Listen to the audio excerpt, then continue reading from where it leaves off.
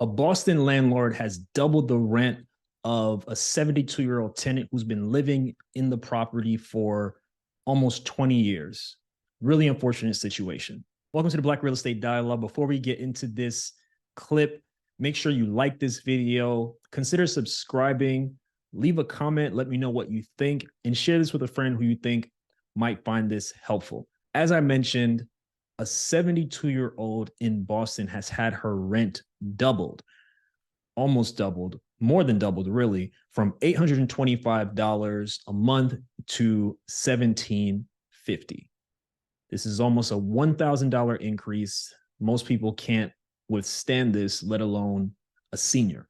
So in this video, we're going to jump into the details of what is going on. And then I'm also going to give my opinion on the matter and also propose some solutions and some things that she can look into, or maybe some different ways that you might be able to approach this if you fall into a situation in which you acquire a property with way below market rents and one of those units just so happens to be a senior. All right.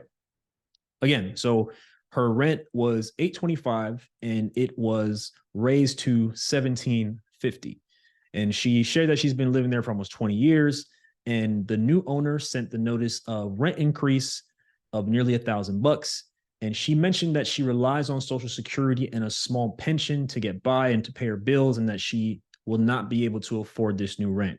In fact, she mentioned that she would have to borrow money from her children, and she's not happy about that. And it's not something that she wanted to do. And I can totally understand that, being independent, taking care of herself for all these years, and now being in a position where she's going to have to get assistance from her children. And who knows what type of situation her children are in, what their financial situation is like. So I definitely empathize with what she's saying. And she's actually also applied to 44 affordable housing units within her area. And so she is trying to figure something out. Now, the questions that I have is, how many units are inside of this building? How many of those units are below market rent? And who is living in those buildings? How long have they been there? Those are some of the questions that I have. Again, real estate is a business, and we know and we understand it. If you're watching this video, you understand that. However, there are expenses, right? Expenses are continuing to rise each and every year. So the one question I have is, could there have been a way to keep her rent the same and perhaps raise some of the other rents to balance it out so that there's still a profit? It's kind of hard to say that for sure, though, because I don't know all of the expenses and I don't know all of the income. They did not disclose that in the article. Something else I'm thinking about is perhaps they could have steadily raised her rent and staggered it a little bit. And that is another option. There was a comment in the article that was saying that her landlord did her a disservice by not steadily raising the rent over time. And I can understand that, it is a good thing to raise your rents reasonably over time. And it sounds like the landlord who just acquired the property is trying to catch up and get the property up to market rate, right? So it does sound like there's some level of mismanagement that took place. Something else you might want to consider is a shared living situation. And so an example of that would be, let's say there is a landlord who rents out by the room to seniors. She could potentially rent out a room affordably that is close or maybe even less than her current rent.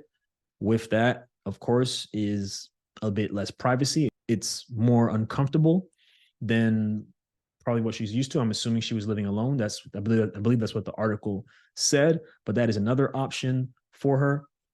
Something else I might have considered is also giving her a longer timeline, maybe giving her 3 or 4 months and helping her to try to find something that's more affordable so that she can do it in a manner that is a bit more comfortable for her.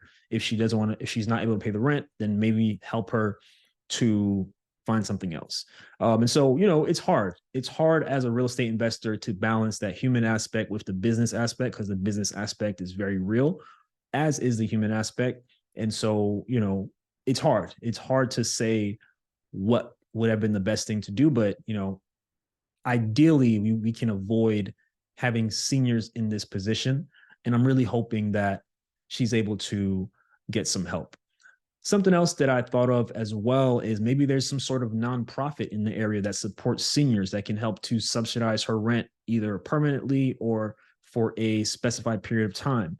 Maybe there is some sort of government assistance she can try to get in addition to the Social Security she's getting, in addition to her small pension. I'm not sure, but maybe those are some things that could potentially work out for her. And, it was tough seeing her on video. She was clearly stressed about it and frustrated and not sure what to do. But this is an encouragement for us who are younger. If you are not a senior, if you're younger than 72, significantly younger than 72, this is a great reminder to buy real estate. I always say one house can change your life, even if that's just a house you're going to live in and spend the rest of your days, right? It gives you an asset and an opportunity to control where you live. And, I wish this lady the best. This is a very, very unfortunate situation. And, I'm wishing her the best. And if I hear anything else, I will definitely let you all know. All right. Thank you so much for watching this video. Make sure you like this video, share, and subscribe. And also, if you're interested in learning about real estate development, check out this video where I interview a teacher who now is a real estate developer working on building 99 units. All right. Talk to you soon.